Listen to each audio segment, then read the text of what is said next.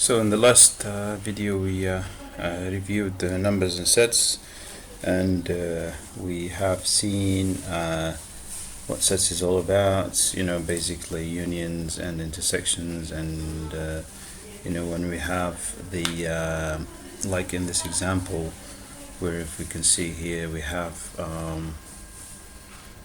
the representation of the equality and inequality, what includes and excludes means symmetric difference, whatever is in A and B but not in the intersection. So it's A union B minus A intersection of B. There is also another approach in which A minus B, you will have the remainder of whatever that's not in the remainder of A that's not in B, and then you have B and A, which is the remainder of A, the B that's not in A, and then the union of both of those. That's a symmetric difference. Anyway, so on with the revision, we should talk about functions and mapping. We have a few things to cover. The slope is a pretty long topic to cover, but let's cover that one at a time, and eventually we will get to where we want to. So with functions and mapping, we have the polynomial function, which is functions of the variables and constants and exponents. So this is polynomial function. The domain is a set of elements to apply to the function of f(x). f(x) is called the range. So we have the domain and then we have the range. The number of the domain is the elements you apply to f(x) to get the range.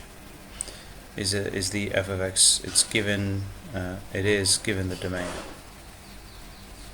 Given the domain, of course. So let's correct this one to this, given the domain x.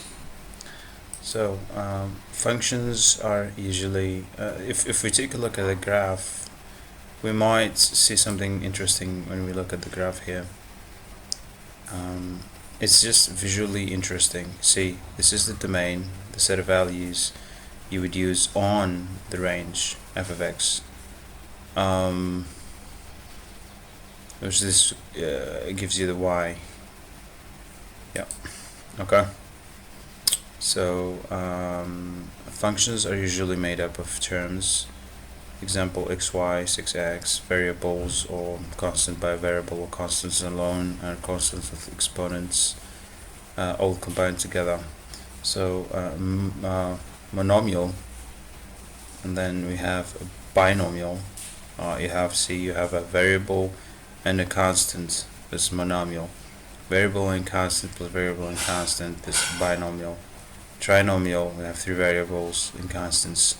Polynomial, there is many variables and constants as you can fit in there. There are the green and purple triangles. Yeah, this means that a term is made up of a coefficient and a variable. So that's what I mean by a constant. Example: 1x or 4x. In cases where there is a constant like 5, we know the variable is to the power of 0.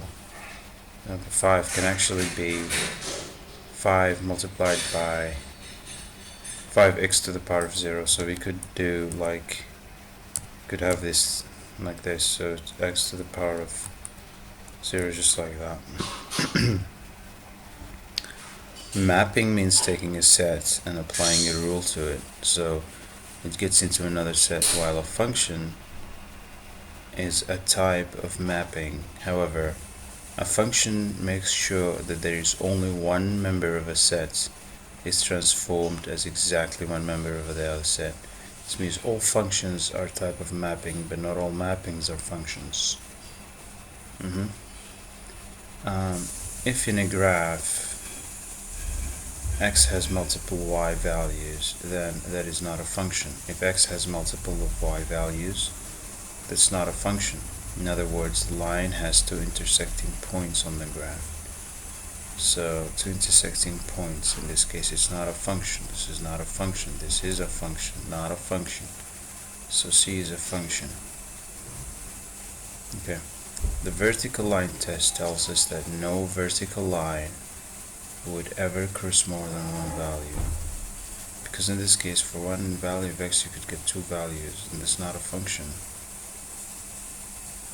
Yeah, it's a good thing to remember. The symbol for composition is a small circle. Okay, now a dot means a multiplication. Mathematicians don't like writing lots of words when a few symbols will do. So there are ways of saying the domain is, the codomain is, etc. This is the nearest way I know. Now, it says that the function f has a domain of natural numbers and a codomain of natural numbers as well. And either of these says that the function f takes in x and produces x squared. So this is exactly the same as this. There is also dom of f, or dom of f meaning the domain of function f, or f, or the range. The domain of f is basically the x, and the range is basically the y. Range of function. Logarithm are undefined for 0 or negative values. Okay, log. Square root of 0 is 0. Square root of negative is undefined. Numbers only, not the 0, not the, though not for x square n does not equal even. If it passes the vertical line test, it's a function. If it also passes the horizontal line test, it's an injective function. Injective, surjective, and bijective functions, let's revisit these real quickly. So we know that for injective and surjective and bijective, the surjective type of function, each element can only so that there's one element can only be mapped to another element from A to B. That's called injective. And then for the surjective, you can have multiple elements connected. A single element connected to multiple elements in B, if I recall correctly. So let's very quickly see this. A function is a way of matching the members of set A to set B. So we have A has many B's. This is not a function because a single value couldn't have multiple values on B. B can have many A's. Many A's could produce the similar results. This is a function. This is a possible function. Injective. Injective function. So only one element can be mapped to one element. Surjective, you could every element is mapped to another element in B, but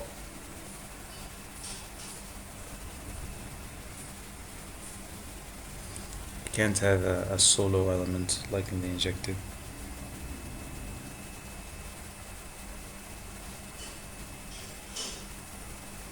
A to B perfectly. This is, I think we should add this to Anki. 1 second. Okay, so let's have Anki start. Something's wrong. Let's add it to linear algebra, and then add basic tech fields.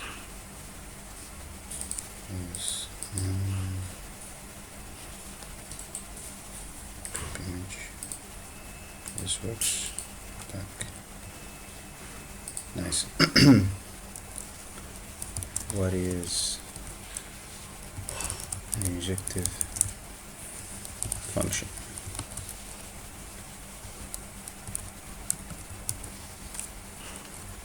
Okay.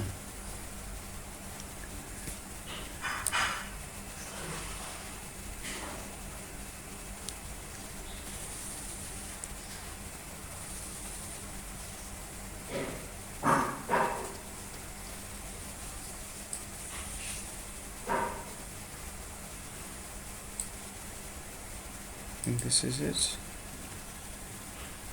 I don't know.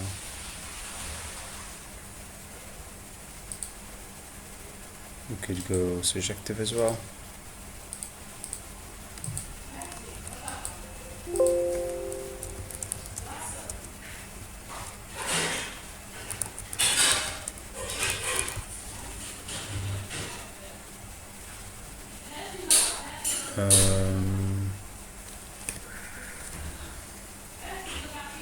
So can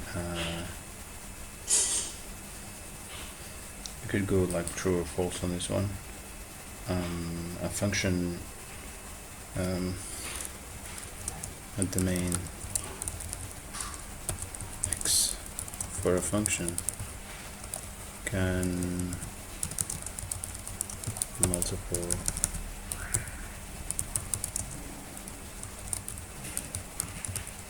values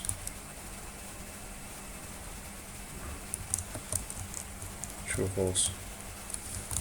False.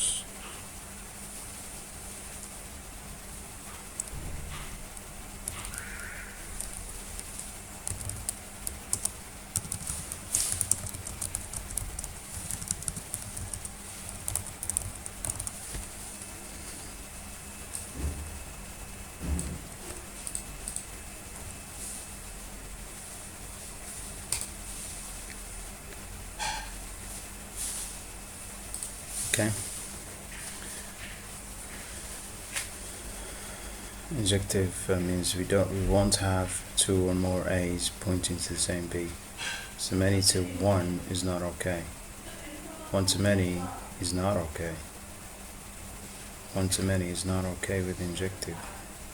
One to one, yeah, at least means that B has at least one matching I, so you could have multiple. It's also a function.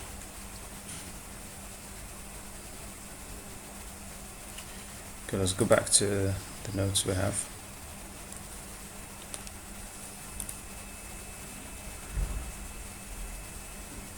Okay. Okay, so let's take a few examples to understand what's going on. When A and B are subsets of the real numbers, we can graph the relationship. A and B are subsets of the real numbers, so they both can be real numbers. Let us have A on the x-axis and B on y. And look at our first example. This is not a function because we have an A with many B's. It's like saying f of x equals 2 or 4. This is not a function.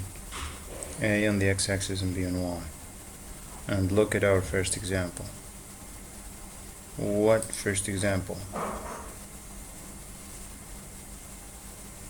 Which is this one. Let's have an B. Look at our first. So this has to be. We need to correct this. Nope.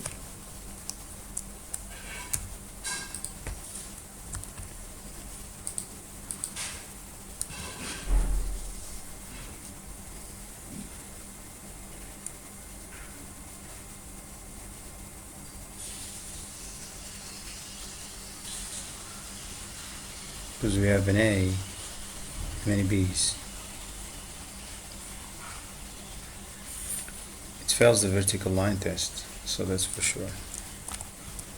Fails the vertical line test, so it's not a function, but it's still a valid relationship. I think we have copied something here. But injective function is strict. So let's do this. Let's have this being recall. Remember, injective is 101.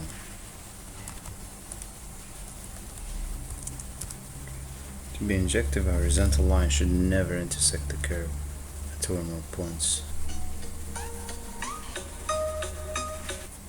Okay, so inverse of a function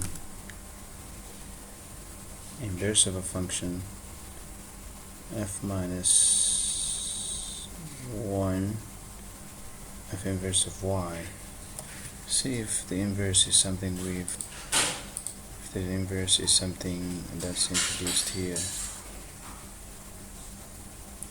Injective, surjective, bijective. So the inverse is, where is the inverse? Yep, this is it, the inverse. Clearly we have something, inverse of a function. So the inverse of a function, we have a function as a flow diagram. The inverse of this would be the x divided by 2 and then minus 3, I guess.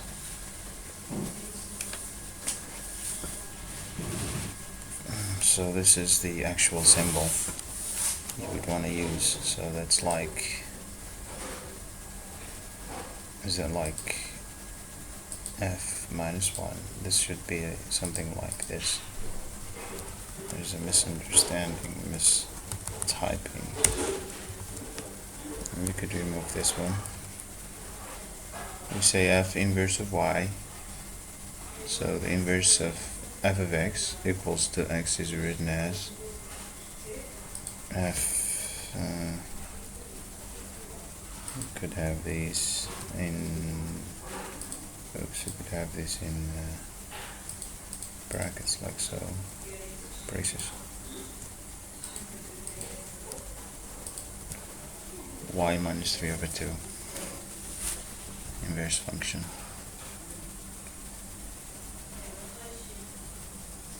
Okay.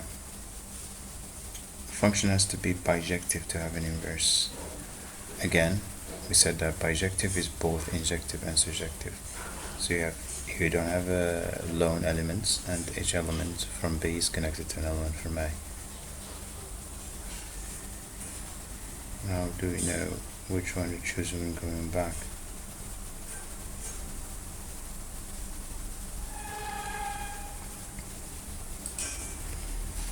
So this could be if there are 2 or more x values for one value. How do we know which one to choose when you're going back? If we take a look, at the graph we have here, as you can see, bijective, each element is pointing to a single element in B. You can't have two. Otherwise, as the explanation here, if there are 2 values, I know which one to choose going back. Imagine we came from x1 a particular y value. Where do we go back to, x1 or x2? In that case, we can't have an inverse, but if we can have exactly 1x for every y, we can have an inverse. A 1-to-1 bijective like this. A function has to be bijective to have an inverse, so this has to be bolded and underlined. We can have it underlined, too bad. This is a graphing tool. Is not f(x minus 1). So this is not f of x minus 1. Which equals 1 over f of x.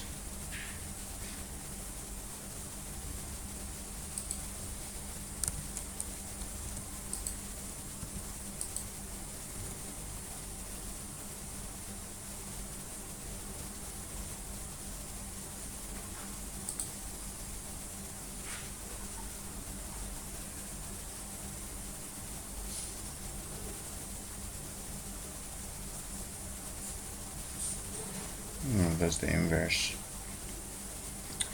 It's very important to